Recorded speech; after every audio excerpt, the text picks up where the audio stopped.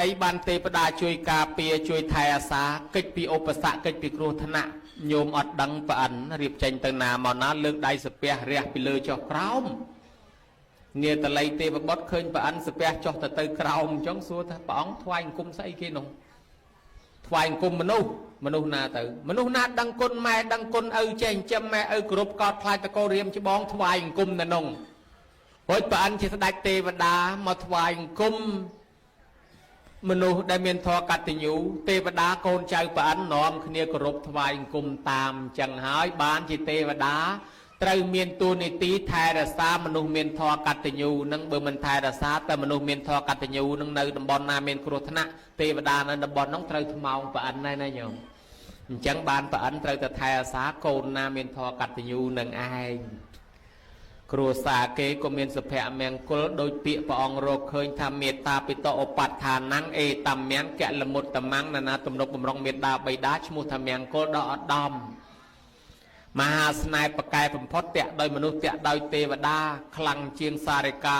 លិនថោងសកាកែវលិនថោងអីទៀតណាញោមតាក់ដោយទេវតាតាមថែអាសាមានកូនចៅក៏កូនល្អប្រកបដោយកលងធម៌មានចៅវសាកូនវសាអាចៅវសាកូនវសាល្អដាក់ដំងមកនៅជាមួយហើយបើថាយើងមិនសូវដឹងគុណម៉ែគុណឪទេដល់លបានកូនពួកអាធ្វើបាបម៉ែឪនឹងកើតមកហើយមកដល់ធ្វើឲ្យតែយើងយំធ្វើឲ្យតែយើងលំបាកទឹកភ្នែកស្គាល់ប៉ោះបលិសញឹកហើយដល់លបានកូនវសាចៅវសាពួកអវ័យម៉ែក្មេកមកនៅជាមួយនឹងហ្មងអញ្ចឹងបានគេថានាងរត់រនអ្នកខាត់លះរកបានសាអញ្ចឹងបើយើងធ្វើល្អក៏ជួបតែល្អហេតុនេះហើយបានសុំតសើទឹកចិត្តកូនចៅដែលនៅតែនឹកដល់គុណមេត្តាបិតាឲ្យធ្វើបុណ្យបញ្ជូនទៅឲ្យឈ្មោះថាបុណ្យតក្ខិណានុបទានស្អីគេតក្ខិណានុបទានតក្ខិណានុបទានតាមឧទ្ទិសតាមហុចតាមជូនកុសលដល់អ្នកស្លាប់សង្ឃេតាតក្ខិណាទាននឹងគេធ្វើតាមប្រសងដើម្បីឧទ្ទិសជូនទៅនិយាយឲ្យងាយយល់ផ្ញើសហុយទៅឲ្យអ្នកស្លាប់មិនដឹងទៅនៅឯណាទេម្ល៉េះហើយយើងអ្នកនៅរស់ផ្ញើសហុយទៅឲ្យគាត់បើគេផ្ញើតាមវិញតាមអ៊ីម៉ាន់នីទ្រូម៉ាន់នីលើបម៉ាន់នីគេដាក់មានអង្គ3គេផ្ញើតាមធនាគារណាទី1គឺគេដាក់លុយចូលទី2គេប្រាប់លេខកូដទៅអ្នកទទួលទី3អ្នកទទួលនឹងត្រូវតែមកដកយក